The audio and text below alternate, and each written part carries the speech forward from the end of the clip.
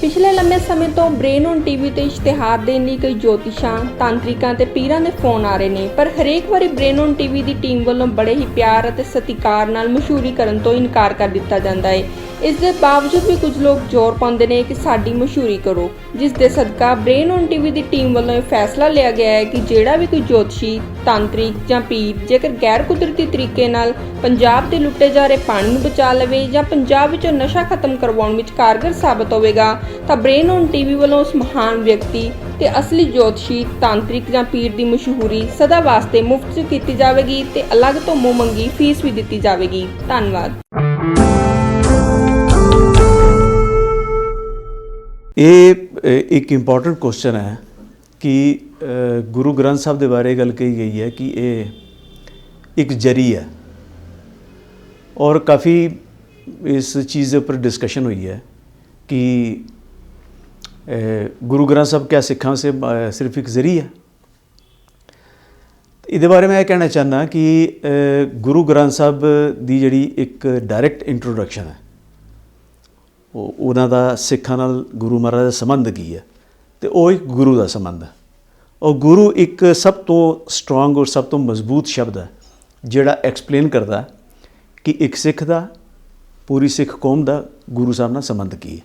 हुण गल आ गई जरिया, असी इस जरिए नूं भी हुण उसी स्टाइल नाल समझीए कि जिस स्टाइल दे नाल वो लोकां नूं समझाना चाहते हैं। जो भी लोग ये प्रोपोगेट कर रहे हैं कि गुरु ग्रंथ साहब एक जरिया है।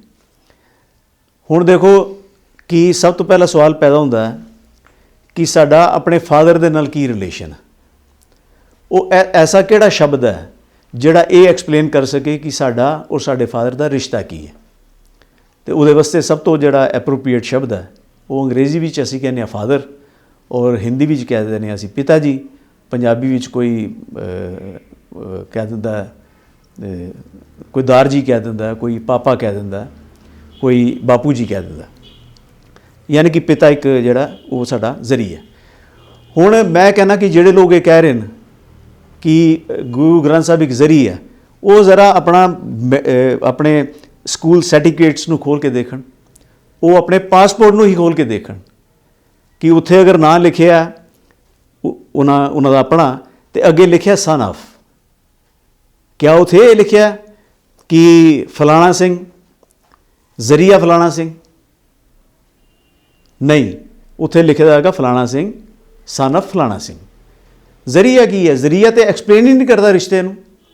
मैं एक एग्जाम्पल दी सी कि एक बच्चा स्कूल ही एडमिशन लैन जाता, वो अपने आप को अपग्रेड समझदा, एक बच्चा वो स्कूल ही एडमिशन लैन जाता, उन्होंने एडमिशन क्लर्क जिहड़ा वो फार्म भर रहा है, बच्चे का नाम लिखता, उस नौजवान का नाम लिखता, फिर उन्होंने नैक्सट सवाल पूछता कि तेरे गार्डियन, जिसले गार्डियन के उपर लिखना भी गार्डियन का कॉलम भरना, उत्थे आ जाएगा फादर का नेम।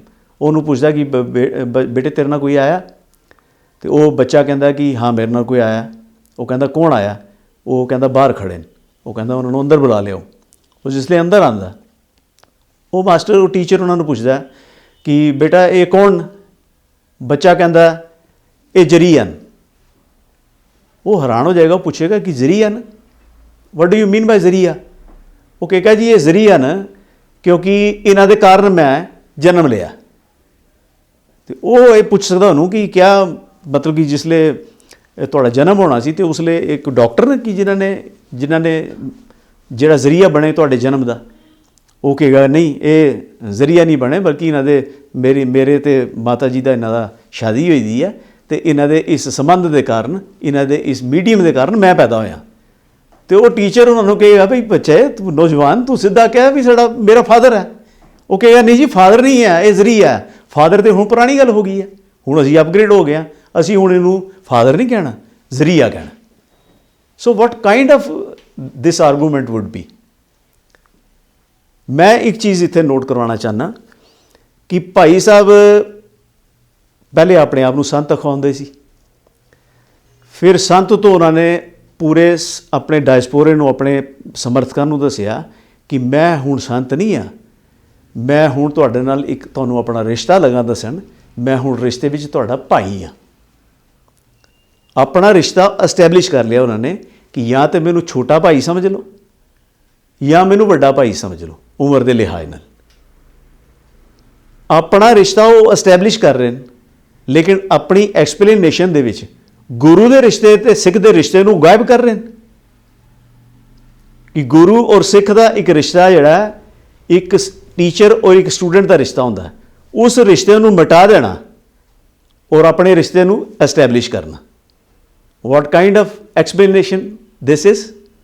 ਇਹ ਐਕਸਪਲੇਨੇਸ਼ਨ ਜਿਹੜੀ ਹੈ ਬੜੀ ਇੱਕ ਅਜੀਬੋ-ਗਰੀਬ ਫਿਨੋਮੇਨਾ ਹੈ ਕਿ ਆਪਣਾ ਰਿਸ਼ਤਾ ਐਸਟੈਬਲਿਸ਼ ਕਰ ਲੈਣਾ ਔਰ ਸਿੱਖ ਤੇ ਗੁਰੂ ਦੇ ਰਿਸ਼ਤੇ ਨੂੰ ਮਾਈਨਸ ਕਰ ਦੇਣਾ, ਉਹਨੂੰ ਜ਼ਰੀਏ 'ਚ ਕਨਵਰਟ ਕਰ ਦੇਣਾ। ਜ਼ਰੀਏ 'ਚ ਕਨਵਰਟ ਜਿਹੜੇ ਸਿੱਖ ਤੇ ਗੁਰੂ ਦੇ ਰਿਸ਼ਤੇ ਦੀ ਡੈਫੀਨੇਸ਼ਨ ਜਿਹੜਾ ਉਹ ਐਸਾ ਸ਼ਬਦ ਚਾਹੀਦਾ, ਐਸਾ ਐਪਰੋਪਰੀਏਟ ਸ਼ਬਦ ਚਾਹੀਦਾ। ਜਿਸ ਤਰ੍ਹਾਂ ਮਾਂ ਔਰ ਬੇਟੇ ਦਾ ਜਿਹੜਾ ਸ਼ਬਦ ਹੈ, ਮਾਂ ਸ਼ਬਦ ਇੱਕ ਰਿਲੇਸ਼ਨਸ਼ਿਪ ਨੂੰ ਐਕਸਪਲੇਨ ਕਰਦਾ। ਭੈਣ ਭਰਾ, ਇਹ ਇੱਕ ਦਾ ਰਿਸ਼ਤਾ, ਭਰਾ ਦਾ ਰਿਸ਼ਤਾ, ਭਰਾ ਸ਼ਬਦ ਐਸਾ ਹੈ ਜਾਂ ਸਿਸਟਰ ਸ਼ਬਦ ਐਸਾ ਹੈ, ਇਹ ਇੱਕ ਰਿਲੇਸ਼ਨਸ਼ਿਪ ਨੂੰ ਐਕਸਪਲੇਨ ਕਰਦਾ। ਜ਼ਰੀਆ ਕਿਸ ਨੂੰ ਐਕਸਪਲੇਨ ਕਰਦਾ? ਜ਼ਰੀਆ ਕਿਸੇ ਚੀਜ਼ ਨੂੰ ਐਕਸਪਲੇਨ ਨਹੀਂ ਕਰਦਾ। ਸਾਡੇ ਵਾਸਤੇ ਤਾਂ ਗੱਡੀ ਇੱਕ ਜ਼ਰੀਆ ਹੈ ਇੱਕ ਥਾਂ ਤੋਂ ਦੂਜੀ ਥਾਂ ਤੇ ਜਾਣ ਦੀ। ਕਿਆ ਅਸੀਂ ਗੁਰੂ ਨੂੰ ਸਿਰਫ ਇਸ ਕਿਸਮ ਦੀ ਐਕਸਪਲੇਨੇਸ਼ਨ ਤੇ ਲੈਵਾਂਗੇ ਕਿ ਇੱਕ ਜ਼ਰੀਆ ਹੈ?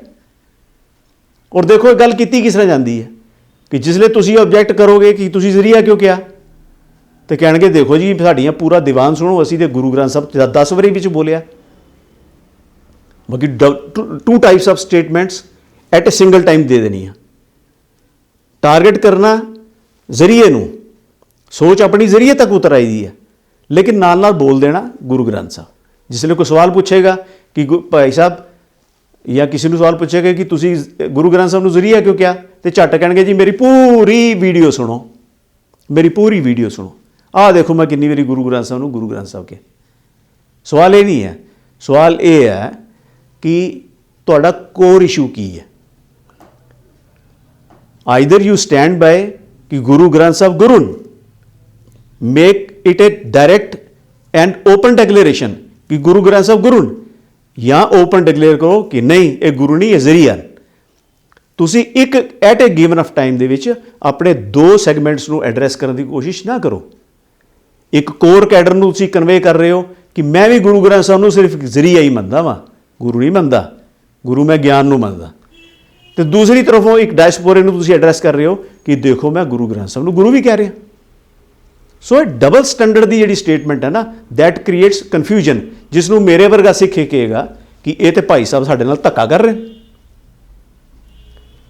ਭਾਈ ਸਾਹਿਬ ਕਹਿੰਦੇ ਨੇ ਕਿ ਮੇਰੇ ਨਾਲ ਬੜੇ ਧੱਕੇ ਹੋਏ ਨੇ, ਤੇ ਭਾਈ ਸਾਹਿਬ ਨੂੰ ਆਪਣੇ ਲਫ਼ਜ਼ਾਂ ਨੂੰ ਵੀ ਤੋਲਣਾ ਚਾਹੀਦਾ ਹੈ ਕਿ ਕਿਆ ਭਾਈ ਸਾਹਿਬ ਦੇ ਲਫ਼ਜ਼ਾਂ ਦੇ ਵਿੱਚ ਕੁਝ ਐਸਾ ਤਾਂ ਨਹੀਂ ਆ ਰਿਹਾ ਕਿ ਜਿਹੜਾ ਬਹੁਤ ਸਾਰੇ ਸਿੱਖਾਂ ਵਾਸਤੇ ਧੱਕਾ ਹੈ। ਉਸ ਧੱਕੇ ਦੀ ਰਿਸਪੌਂਸਿਬਿਲਟੀ ਕਿਹਦੇ ਪਰ ਹੈ? ਉਸ ਧੱਕੇ ਦੀ ਰਿਸਪੌਂਸਿਬਿਲਟੀ ਵੀ ਤਾਂ ਕਿਸੇ ਨੂੰ ਲੈਣੀ ਪਏਗੀ ਨਾ, ਵਿਸ਼ੇਸ਼ ਤੌਰ ਤੇ ਉਸ ਬੰਦੇ ਨੂੰ ਕਿ ਜਿਹੜਾ ਖੁਦ ਬੋਲ ਰਿਹਾ, ਜਿਹੜਾ ਸਟੇਜ ਤੇ ਬੋਲ ਰਿਹਾ। ਔਰ ਭਾਈ ਸਾਹਿਬ ਦੀ ਰਿਸਪੌਂਸਿਬਿਲਟੀ ਬਣਦੀ ਹੈ ਕਿ ਉਹਨਾਂ ਦੀ ਇਹਨਾਂ ਸਟੇਟਮੈਂਟਸ ਦਾ ਉਹ ਆਪਣੇ IT ਸੈੱਲ ਤੋਂ ਪੁੱਛ ਲੈਣ। ਆਈ ਐਮ ਵੈਰੀ ਸ਼ਿਓਰ ਇਹ ਦਿਨ ਦੇ ਚਾਨਣ ਵਰਗਾ ਸਾਫ਼ ਗੱਲ ਹੈ। I am very much sure ਉਹ ਆਪਣੇ IT ਸੈੱਲ ਦੇ ਬੰਦਿਆਂ ਨੂੰ ਪੁੱਛ ਲੈਣ ਕਿ ਉਹਨਾਂ ਦੀ ਇਸ ਸਟੇਟਮੈਂਟਸ ਦੇ ਉੱਪਰ ਨੌਜਵਾਨ ਕੀ ਸਿੱਖ ਰਹੇ ਨੇ ਔਰ ਕਿਸ ਟਾਈਪਸ ਦੇ ਕਮੈਂਟਸ ਉਹ ਕਰਕੇ ਸਟੇਟ ਦੇ ਸੋਸਾਇਟੀ ਦੇ ਵਿੱਚ ਇੱਕ ਪ੍ਰੋਵੋਕੇਟਿਵ ਮਾਹੌਲ, ਜਿਹੜਾ ਇੱਕ ਉਕਸਾਊ ਮਾਹੌਲ ਨੂੰ ਤਿਆਰ ਕਰਕੇ ਇੱਕ ਧੱਕਾ ਕਰ ਰਹੇ ਨੇ ਲੋਕਾਂ ਦੇ ਨਾਲ। ਇੱਕ ਧੱਕਾ ਹੈ ਜਿਹਦਾ ਮੈਥਡ ਇਹ ਹੈ ਓਰਲ ਵਾਇਲੈਂਸ, ਜਿਹਨੂੰ ਅਸੀਂ ਕਹਿ ਸਕਦੇ ਹਾਂ ਕਿ ਓਰਲ ਕਿਸੇ ਨੂੰ ਉਕਸਾਣਾ। ਔਰ ਇਹ ਡੈਮੋਕ੍ਰੇਸੀ ਦੇ ਵਿੱਚ ਕਿਸੇ, ਮੇਰੀ ਗੱਲ ਤੇ ਯਕੀਨ ਨਾ ਕਰਨ, ਕਿਸੇ ਵਕੀਲ ਨੂੰ ਪੁੱਛ ਲੈਣ, ਕਿਸੇ ਸੀਨੀਅਰ ਐਡਵੋਕੇਟ, ਕਿਸੇ ਸੁਪਰੀਮ ਕੋਰਟ ਦੇ ਸੀਨੀਅਰ ਐਡਵੋਕੇਟ ਨੂੰ ਪੁੱਛ ਲੈਣ, is it good in the I of the law? ਇਹ ਅਬੈਟਮੈਂਟ ਹੈ। ਤੁਸੀਂ ਪੜ੍ਹ ਲਓ 107 ਤੋਂ ਲੈ ਕੇ 110 ਤੱਕ ਦੀ ਸੈਕਸ਼ਨ ਪੜ੍ਹ ਲਓ। Abetment is a crime, an offence. ਉਹ ਵੀ ਤੇ ਧੱਕਾ। ਇੱਕ ਬੰਦਾ ਜ਼ੁਬਾਨੀ ਸਟੇਜ ਤੇ ਬੈਠ ਕੇ ਜੋ ਦਿੱਲੀ ਜਾਂਦਾ ਧੱਕਾ ਕਰੀ ਜਾਏ, ਤੇ ਅਗਰ ਉਹਦੀ ਰਿਟੈਲੀਏਸ਼ਨ ਹੁੰਦੀ ਹੈ, ਅਸੀਂ ਕਿਸੇ ਵਾਇਲੈਂਟ ਰਿਟੈਲੀਏਸ਼ਨ ਦੇ ਫੇਵਰ ਵਿੱਚ ਨਹੀਂ ਹਾਂ। ਮੈਂ ਨਹੀਂ ਕਿਸੇ ਵੀ ਵਾਇਲੈਂਟ ਰਿਟੈਲੀਏਸ਼ਨ ਦੇ ਫੇਵਰ ਨੂੰ ਮੈਂ ਠੀਕ ਨਹੀਂ ਸਮਝਦਾ ਕਿ ਗੱਲ ਦਾ ਜਵਾਬ ਗੱਲ ਨਾਲ ਨਹੀਂ ਦਿੱਤਾ ਜਾਣਾ ਚਾਹੀਦਾ। ਲੇਕਿਨ ਅਸੀਂ ਦੇਖਿਆ ਕਿ ਸਰਕਾਰਾਂ ਵੀ ਫੈਸਲੇ ਕੁਛ ਲੈਂਦੀਆਂ ਤੇ ਕਈ ਵਾਰੀ ਪ੍ਰੋਟੈਸਟ ਵਾਸਤੇ ਲੋਕ ਸੜਕਾਂ 'ਤੇ ਉਤਰ ਆਉਂਦੇ ਨੇ, ਤੇ ਗਵਰਨਮੈਂਟ ਨੂੰ ਕਈ ਵਾਰੀ ਸੋਚਣਾ ਪੈਂਦਾ ਕਿ ਕਿਤੇ ਸਾਡੇ ਡਿਸੀਜਨ ਵਿੱਚ ਕੁਛ ਐਸਾ ਤਾਂ ਨਹੀਂ ਹੈ ਕਿ ਜਿਹੜਾ ਲੋਕਾਂ ਨੂੰ ਠੀਕ ਨਹੀਂ ਲੱਗਾ, ਲੋਕਾਂ ਨੂੰ ਅੱਛਾ ਨਹੀਂ ਲੱਗਾ, ਤੇ ਲੋਕ ਇੱਕ ਡੈਮੋਕ੍ਰੈਟਿਕ ਰਾਈਟ ਦੇ ਨਾਲ ਪ੍ਰੋਟੈਸਟ ਕਰਨ ਸਟੇਜ 'ਤੇ ਆ ਰਹੇ ਨੇ, ਇਹ ਸੜਕਾਂ 'ਤੇ ਆ ਰਹੇ ਨੇ। ਸੋ ਇਹ ਧੱਕੇ ਦੀ ਜਿਹੜੀ ਡੈਫੀਨੇਸ਼ਨ ਹੈ ਨਾ, ਓਨਲੀ ਸਿਰਫ ਇੱਕ ਸੈਗਮੈਂਟ ਨੂੰ ਇਹ ਪੇਸ਼ ਕਰ ਦੇਣਾ ਕਿ ਉਹ ਸੈਗਮੈਂਟ ਸਾਡੇ ਨਾਲ ਧੱਕਾ ਕਰ ਰਹੀ ਹੈ, ਔਰ ਆਪੂ ਜੋ ਧੱਕਾ ਹੋ ਰਿਹਾ ਆਪਣੇ ਵੱਲੋਂ ਕੀਤੇ ਜਾ ਰਹੇ ਧੱਕੇ ਨੂੰ ਜਿਹੜਾ ਉਹ ਵਾਈਟ ਵਾਸ਼ ਕਰ ਦੇਣਾ, ਇਹਦੇ ਵਿੱਚ ਹੌਨੈਸਟੀ ਨਹੀਂ ਹੈ, ਇਹਦੇ ਵਿੱਚ ਚਤੁਰਾਈ ਹੈ, ਇਹਦੇ ਵਿੱਚ ਸਿਆਣਪ ਹੈ, ਉਹ ਵਾਲੀ ਸਿਆਣਪ ਹੈ ਜਿਹਨੂੰ ਗੁਰੂ ਮਹਾਰਾਜ ਨੇ ਜਪਜੀ ਸਾਹਿਬ ਦੇ ਵੀ ਪਹਿਲੀ ਪੌੜੀਆਂ ਆਰੰਭਕ ਪੌੜੀਆਂ 'ਚ ਹੀ ਕਹਿ ਦਿੱਤਾ, ਸਹਿ ਸਿਆਣਪਾਂ ਲੱਖ ਹੋਵੇ ਤਾਂ ਇੱਕ ਨਾ ਚੱਲੇ ਨਾਲ। ਇੱਦਾਂ ਦੀ ਸਿਆਣਪਾਂ ਜਿਹੜੀਆਂ ਨਾ ਉਹ ਪੋਲੀਟੀਸ਼ੀਅਨਸ ਯੂਜ਼ ਕਰਦੇ ਨੇ, ਲੇਕਿਨ ਸਿਆਣੇ ਬੰਦੇ ਜਿਹੜੇ ਗੱਲ ਨੂੰ ਸਮਝਣ ਵਾਲੇ ਬੰਦੇ ਨੇ, ਜਿਨ੍ਹਾਂ ਵਿੱਚ ਕੁਝ ਵਿਵੇਕ ਹੈ, ਉਹ ਇਸ ਕਿਸਮ ਦੀ ਸਟੇਟਸਮੈਂਟ ਦੇ ਵਿੱਚ ਕੀ ਕਿਹਾ ਜਾ ਰਿਹਾ ਹੈ, ਕਿਹੜੀ ਲਾਈਨ ਅਖਤਿਆਰ ਕੀਤੀ ਜਾ ਰਹੀ ਹੈ, ਉਹਨੂੰ ਜੱਜ ਕਰ ਲੈਂਦੇ ਨੇ। ਔਰ ਉਹ ਜੱਜਮੈਂਟ ਜਿਹੜੀ ਹੈ ਫਿਰ ਉਹ ਕ੍ਰਿਟਿਸਿਜ਼ਮ ਬਣਦੀ ਹੈ। ਉਹ ਜਿਹੜੇ ਕ੍ਰਿਟਿਸਿਜ਼ਮ ਬਣਦੀ ਹੈ ਤੇ ਫਿਰ ਕੋਈ ਕੰਪਲੇਨ ਵੀ ਕਰਦਾ, ਗਿਲਾ ਵੀ ਕਰਦਾ, ਸ਼ਿਕਵਾ ਵੀ ਕਰਦਾ, ਤੇ ਫਿਰ ਕਹਿਣ ਵਾਲਾ ਕਹਿੰਦਾ ਦੇਖੋ ਜੀ ਮੇਰੇ ਨਾਲ ਤੇ ਨਜਾਇਜ਼ ਧੱਕਾ ਹੋ ਰਿਹਾ। ਸੋ ਇਸ ਕਿਸਮ ਦਾ ਧੱਕਾ ਕਿਸੇ ਵੀ ਪਾਸੋਂ, ਅਗਰ ਇੱਕ ਪਾਸੋਂ ਹੁੰਦਾ ਉਹ ਵੀ ਨਹੀਂ ਹੋਣਾ ਚਾਹੀਦਾ, ਅਗਰ ਦੂਸਰੇ ਪਾਸੋਂ ਹੁੰਦਾ ਉਹ ਵੀ ਨਹੀਂ ਹੋਣਾ ਚਾਹੀਦਾ। ਇਹ ਤਾਂ ਕੀਤਾ ਨਹੀਂ ਜਾ ਸਕਦਾ ਕਿ ਅਸੀਂ ਇੱਕ ਪ੍ਰਕਾਰ ਦੇ ਧੱਕੇ ਨੂੰ ਅਸੀਂ ਜਸਟੀਫਾਈ ਕਰੀਏ, ਤੇ ਜਿਹੜਾ ਅਸੀਂ ਖੁਦ ਧੱਕਾ ਕਰ ਰਹੇ ਹਾਂ ਉਹਨੂੰ ਜਸਟੀਫਾਈ ਕਰੀਏ, ਤੇ ਕੋਈ ਜਿਹੜਾ ਸਾਡੇ ਨਾਲ ਉਹਦਾ ਪ੍ਰੋਟੈਸਟ ਕਰ ਰਿਹਾ ਸਿਰਫ ਅਸੀਂ ਉਹਨੂੰ ਧੱਕਾ ਬਣਾ ਕੇ ਪੇਸ਼ ਕਰ ਦਈਏ। ਸੋ ਇਸ ਗੱਲ ਦੇ ਵਿੱਚ ਜਿਹੜੀ ਹੈ ਬੜੇ ਧਿਆਨ ਦੇਣ ਦੀ ਜ਼ਰੂਰਤ ਹੈ। ਦੂਸਰੀ ਮੈਂ ਇੱਕ ਗੱਲ ਕਹਿਣਾ ਚਾਹੁੰਦਾ ਕਿ ਇੱਕ ਗੱਲ ਹੋਰ ਆਈ ਹੈ ਇਸ ਬਾਰੇ ਵਿੱਚ ਸਾਹਮਣੇ, 2-3 ਵਾਰ ਆਈ ਹੈ ਦਰਬਾਰ ਸਾਹਿਬ ਨੂੰ ਲੈ ਕੇ। ਹੁਣ ਮੈਨੂੰ ਇੱਕ ਚੀਜ਼ ਮੈਨੂੰ ਸਮਝ ਨਹੀਂ ਆਉਂਦੀ ਕਿ ਦਰਬਾਰ ਸਾਹਿਬ ਹੋਏ ਜਾਂ ਅਕਾਲ ਤਖਤ, ਦਰਬਾਰ ਸਾਹਿਬ ਕੰਪਲੈਕਸ ਨੂੰ ਲੈ ਲੈਂਦੇ ਹਾਂ, ਇੰਕਲੂਡਿੰਗ ਸਰੋਵਰ ਅੰਮ੍ਰਿਤਸਰ, ਇੰਕਲੂਡਿੰਗ ਦਰਬਾਰ ਸਾਹਿਬ ਜਿਹੜਾ ਇੰਕਲੂਡਿੰਗ ਅਕਾਲ ਤਖਤ, ਔਰ ਉਸ ਸਾਰੇ ਕੰਪਲੈਕਸ ਨੂੰ ਅਸੀਂ ਲੈ ਲੈਂਦੇ ਹਾਂ। ਮੈਨੂੰ ਇਹ ਸਮਝ ਨਹੀਂ ਆਉਂਦੀ ਕਿ ਇਹ ਕੁਝ ਪ੍ਰਚਾਰਕਾਂ ਲਈ ਇਤਨੀ ਚਿੜ ਦਾ ਕਾਰਨ ਕਿਉਂ ਬਣ ਗਿਆ, ਇਤਨੀ ਤਕਲੀਫ ਕੀ ਹੈ ਉਹਨਾਂ ਨੂੰ ਦਰਬਾਰ ਸਾਹਿਬ ਦੇ ਨਾਲੋਂ। क्या वो तकलीफ़ बिजनेस पॉइंट ऑफ व्यू नाल है, क्या वो तकलीफ इस एनालिसिस के उपर टिकी है भी उत्थे कितनी चढ़त आती है तो साडे डेरे च कितनी चढ़त आती है, साडे कोल कितनी भेट आ रही है उत्थे कितनी भेट आ रही है, क्या ये एनालिसिस दा कारण है वो चिड़? ये भी हो सकता क्योंकि कई बारी सिमिलर एक एरिया नाल सिमिलर फील्ड नाल जुड़े लोग, चाहे वो बिजनेसमैन होण, एक कार बनाने वाला जिहड़ा उहदी निगाह दूजे कार बनाने वाले दी फैक्ट्री ते रहिंदी है कि बई उहदी सेल किन्नी है ते मेरी सेल किन्नी है, वो किन्ना कमा रहा ते मैं किन्ना कमा रहा। उन्हां दी बिजनेस विच असीं देखने जिहड़े स्कूल बिजनेस विच उन्हां दे एक स्कूल वाले दी दूजे स्कूल वाले पर, जिहड़े IT कंपनी वाले ने एक IT कंपनी दी दूसरे, एक मोबाइल कंपनी दी दूसरे मोबाइल कंपनी वाले दे उपर निगाह रहिंदी है कि मेरी किन्नी आउटपुट है, उहदी किन्नी आउटपुट है। तो मैं ये दस दियाँ कि पहली गल क्लीयर असी करिए कि सिंह सभा लहर दे विच it was very much clear कि उस लहर का बेस ये सी कि every gurdwara belongs to a common Sikh, किसी इंडिविजुअल नूं बिलोंग नहीं करेगा गुरुद्वारा, जिहदे वास्ते उन्होंने वो लहर चलाई, उहदे च काफ़ी हद तक कामयाबी मिली और बहुत सारे गुरुद्वारे एक इलैक्टेड बॉडी के अंदर आ गए। ठीक है, हुण उस इलैक्टेड बॉडी के अंदर जिहड़े गुरुद्वारे आते हैं उन्हों का बजट बहुत वड्डा, हुण उस बजट के उपर अगर किसी की निगाह है तो एक चिड़ का यह कारण भी हो सकता है। तो हुण एक चिड़ का कारण असीं लै लईए कि चलो असीं लॉजिक नूं लैंदे हां कि ये लॉजिक पेश किया जाता है कि बई पिंडां दे विच भी गुरुद्वारे ने और दरबार साहब भी गुरुद्वारा है, वो भी एक गुरु का दरबार है, पिंडां दे विच भी जिथे महाराज का प्रकाश है उत्थे भी वो भी गुरुद्वारा। तो ये कहा गया कि देखो जी उत्थे भेटां 1000 की चढ़ती है, 500 की चढ़ती है, तो पिंडां दे गुरुद्वारे विच ते कई गुरुद्वारे ऐसे जिन्हां विच चवर झोलण वास्ते एक उत्थे बंदा ही नहीं कोई खड़ा। एक एपरेंटली एक गल नज़र आती है तो उत्थे की स्पैशल है तो उत्थे की स्पैशल नहीं है। हिस्टोरिकली तो असी देख सकते हैं कि की फ़र्क है तो की नहीं है, वो असी उस फील्ड उस इशू पर असी बाद ही जाने। पहला ये मैं सवाल करना चाहना कि अगर ये सवाल चुकया गया है कि दरबार साहब इतना कुछ है और पिंड के गुरुद्वारे में कुछ नहीं है, बई ये कंपैरिजन अगर असी इस तरह ले लीए कि परमेश्वर गुरुद्वारे के जो कुछ हो रहा है, पहला तो भाई साहब उन्होंने कंपेयर कर लैन पटियाला के बाकी पिंडों के गुरुद्वारे नालों। अमृतसर तो थोड़ी दूर है, पहले तो वो ये कंपेयर करन कि की कारण है कि मेरा गुरुद्वारा 67 एकड़ दे विच या 60 एकड़ 50 एकड़ है ਤੇ ਪਿੰਡ ਦਾ ਛੋਟਾ ਜਿਹਾ ਗੁਰਦੁਆਰਾ ਦੇ ਵਿੱਚ 2 ਕਨਾਲ ਜ਼ਮੀਨ ਦੇ ਉੱਤੇ, ਉੱਥੇ ਦਾ ਗ੍ਰੰਥੀ ਸਾਈਕਲ ਤੇ ਜਾ ਰਿਹਾ ਤੇ ਇੱਥੇ 20 ਗੱਡੀਆਂ ਜਿਨ੍ਹਾਂ ਦੀ ਕਾਸਟ ਸ਼ਾਇਦ ਮੈਂ ਅਸੈਸ ਨਹੀਂ ਕਰ ਸਕਦਾ, ਹੋ ਸਕਦਾ 15 ਕਰੋੜ ਹੋਏ, 10 ਕਰੋੜ ਹੋਏ, 20 ਕਰੋੜ ਹੋਏ। ਉੱਥੇ ਗੁਰਦੁਆਰਾ ਜਿਹੜਾ ਹੈ, ਪਿੰਡ ਦਾ ਗੁਰਦੁਆਰਾ, ਉੱਥੇ ਚਵਰ ਝੋਰਨ ਵਾਸਤੇ ਕੋਈ ਬੰਦਾ ਨਹੀਂ ਹੈ। ਪਰਮੇਸ਼ਰ ਦੁਆਰ ਬਹੁਤ ਵੱਡੀ ਰੌਣਕ ਹੈ। ਤੇ ਭਾਈ ਸਾਹਿਬ ਨੂੰ ਤਾਂ ਪਹਿਲੇ ਚਾਹੀਦਾ ਕਿ ਉਹ ਜਿਹੜਾ ਸਿਸਟਮ ਉਹਨਾਂ ਦੇ ਆਪਣੇ ਕੰਟਰੋਲ ਦੇ ਵਿੱਚ ਹੈ, ਉਹਨੂੰ ਪਿੰਡ ਦੇ ਗੁਰਦੁਆਰੇ ਨਾਲ ਕੰਪੇਅਰ ਕਰਨ, ਦਰਬਾਰ ਸਾਹਿਬ ਨੂੰ ਬਾਅਦ ਵਿੱਚ ਕੰਪੇਅਰ ਕਰਨ। ਦਰਬਾਰ ਸਾਹਿਬ ਬਹੁਤ ਵੱਡਾ ਇੱਕ ਸਿੱਖਾਂ ਦੇ ਵਾਸਤੇ ਗੁਰੂ ਦੇ ਆਪਣੇ ਹੱਥੀਂ ਕੀਤਾ ਕਾਰਜ ਹੈ। ਉਹਦੇ ਵਿੱਚ ਉਹਦੀ ਹਰ ਚੀਜ਼ ਦੇ ਵਿੱਚ ਜਿਹੜੀ ਗੁਰੂ ਸਾਹਿਬ ਨੇ ਬਣਾਈ ਹੈ, ਉਹਦੇ ਵਿੱਚ ਗੁਰੂ ਦੀ ਸਿੱਖਿਆ ਹੈ, ਉਹਦੇ ਵਿੱਚ ਗੁਰਮਤਿ ਹੈ, ਜਿਹੜੀ ਗੁਰੂ ਦੇ ਆਪਣੇ ਹੱਥੀਂ ਦਿੱਤੀ ਗਈ ਹੈ। ਡਾਇਰੈਕਟਲੀ ਗੁਰੂ ਨੇ ਆਪਣੀ ਸੋਚ ਦੇ ਅਨੁਸਾਰ ਉਸ ਨੂੰ ਉਸਾਰ ਕੇ, ਉਸ ਕਾਰਜ ਨੂੰ ਕਰਕੇ ਗੁਰਮਤਿ ਦਾ ਸੰਦੇਸ਼ ਡਿਲੀਵਰ ਕੀਤਾ।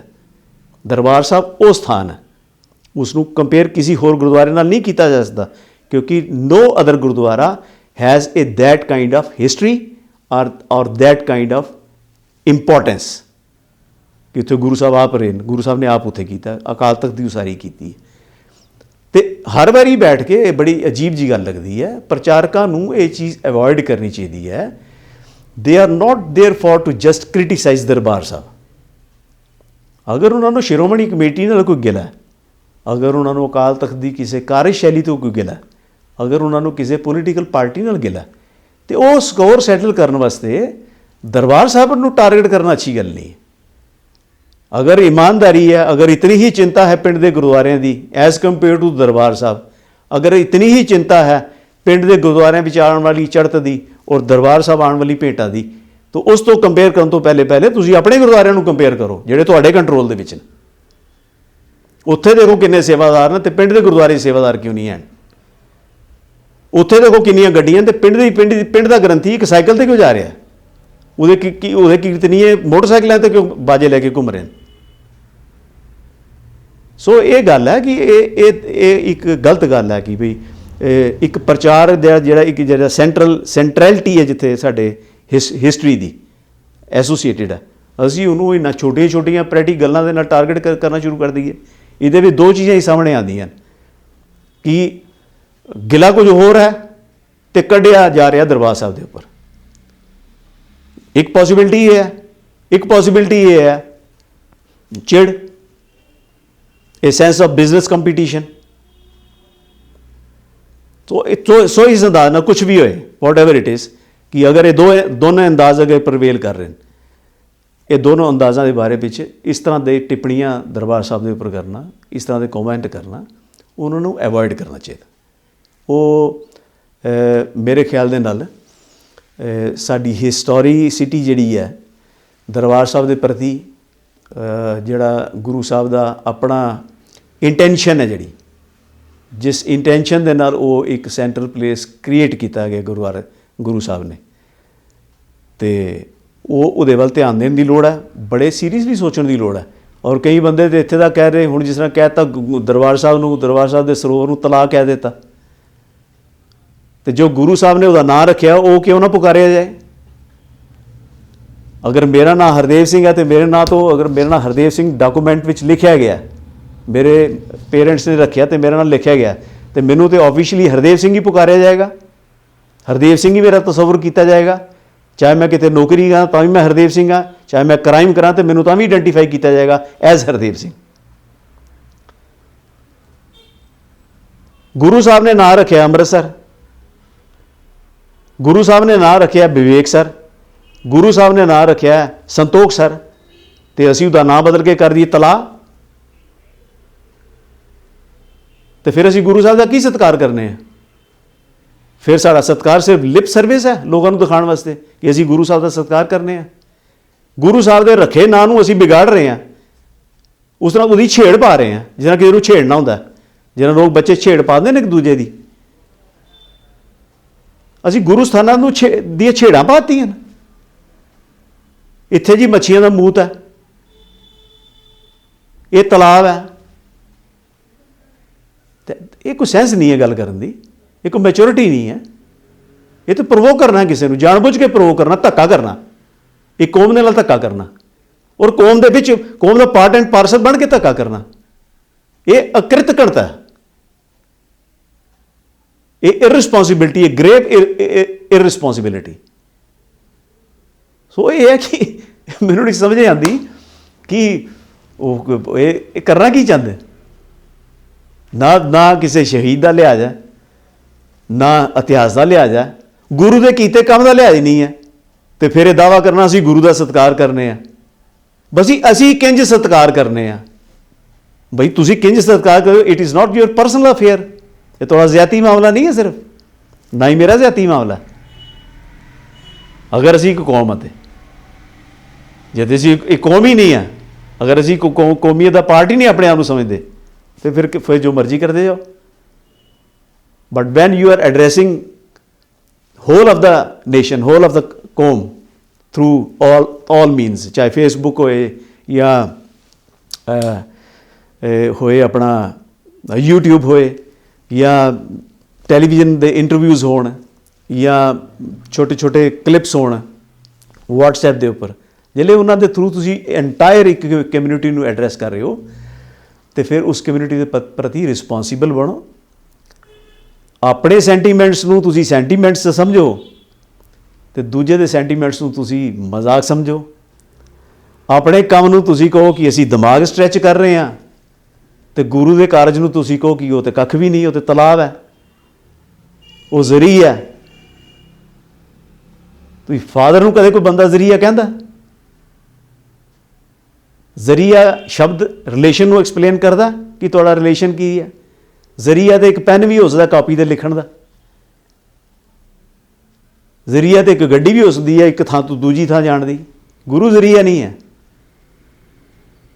गुरु की डेफिनेशन बहुत ब्रॉड है, बहुत वड्डी है। वो साडा गुरु होने के नाते वो साडा हम सफ़र भी है, साडा गाइड भी है।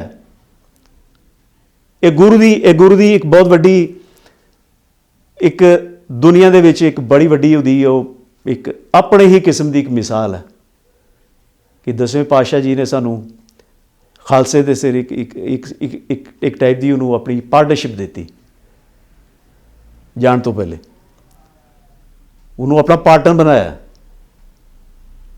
कि खालसा जिहड़ा वो खालसाई और सिक्खी के अनुसार व्यवहार करके गुरु की एक कंप्लीशन नूं दुनिया के सामने लैके जाएगा कि वट गुरु इज़।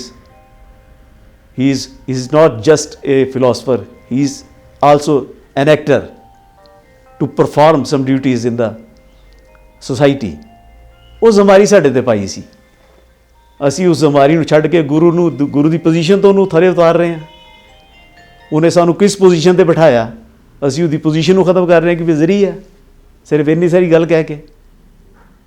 तो स्टेटमेंट्स दे देनियां दो तीन तीन टाइप दियाँ। जिसले एक स्टेटमेंट तो क्वेश्चन कोई करेगा तो कहना नहीं मेरी दूसरी स्टेटमेंट देखो, जो दूसरी ने कोई पूछेगा उन्हें मेरी पहली देखो, जो कोई पहली नहीं पूछेगा मेरी चौथी देखो। ये लोग ये पॉलिटिशियंस का काम होंदा है कि एक जगह कुछ कहता दूसरी जगह कुछ कहता। एक स्टेटमेंट एक कैडर को एड्रैस करने वास्ते देती, दूसरी स्टेटमेंट दूसरे कैडर को एड्रैस करने वास्ते देती। तो जिस वेले किसी न्यूट्रल बंदे ने मेरे वर्गे न्यूट्रल बंदे ने सवाल पूछ लिया तो उन्होंने कहता जी मेरी पूरियां देखो, मैं तो किया ही नहीं, मैं तो ये क्या। सो ये चीज़ां नहीं जड़ियां ये ठीक नहीं है। इन्हां दे बारे में सानू सोचना चाहिए रिस्पॉन्सिबिलिटी ना। और मैं तो ये कहांगा कि अगर असी रणजीत सिंह महाराजा रणजीत सिंह के काल दे विच चले जाइए, उसका जिहड़ा एंड अप होया उस राज का, तो असी मनते हैं कि वो साडे कोल एक सिख पातशाही जिहड़ी सी साडी रूल ऑफ द सिक्स, वो साडे कोल चला गया। बड़े रीजन सन, बड़े उहदे कारण सीगे, अपनियां कमियां भी सीगियां ते दूजियां दे किते फ्रॉड भी सी इनवॉल्व सी उहदे विच। हाउएवर साडे कोलों अंपायर चला गया, वो पातशाही साडे कोल चली गई, लेकिन एक चीज़ साडे कोल नहीं गई, अज तक तो नहीं गई, वो है साडे गुरु ग्रंथ साहब की पातशाही। साडे गुरु ग्रंथ साहब की पातशाही साडे विच कायम है तो असीं कायम हाँ। ਜੇ ਅਸੀਂ ਇਸ ਪਾਤਸ਼ਾਹੀ ਨੂੰ ਗਵਾ ਦਿੱਤਾ ਐਸੀਆਂ ਤੁੱਛ ਇਮੈਚੁਰ ਔਰ ਨਾ ਸਮਝੀ ਭਰੀ ਬੇਵਕੂਫੀਆਂ ਦੇ ਨਾਲ ਬਈ ਇਹ ਸੋਚ ਕੇ ਕਿ ਅਸੀਂ ਕੋਈ ਬੜਾ ਰੈਵੋਲੂਸ਼ਨ ਲਿਆ ਰਹੇ ਹਾਂ, ਬੜੀ ਨਵੀਂ ਗੱਲ ਕਰ ਰਹੇ ਹਾਂ। ਅਗਰ ਅਸੀਂ ਗੁਰੂ ਗ੍ਰੰਥ ਸਾਹਿਬ ਦੀ ਪਾਤਸ਼ਾਹੀ ਨੂੰ ਗਵਾ ਦਿੱਤਾ ਜਿਹੜੀ ਕਿ 10 ਪਾਤਸ਼ਾਹੀਆਂ ਦੀ ਜੋਤ ਹੈ,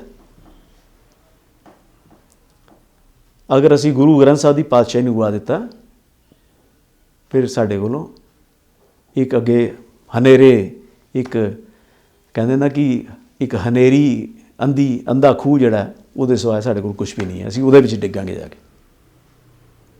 ਇਹ ਚੀਜ਼ ਸਾਰੇ ਸਿੱਖਾਂ ਨੂੰ, ਸਾਰੇ ਪ੍ਰਚਾਰਕਾਂ ਨੂੰ ਸਮਝਣੀ ਚਾਹੀਦੀ ਹੈ ਐਂਡ ਦੇ should choose their words very carefully.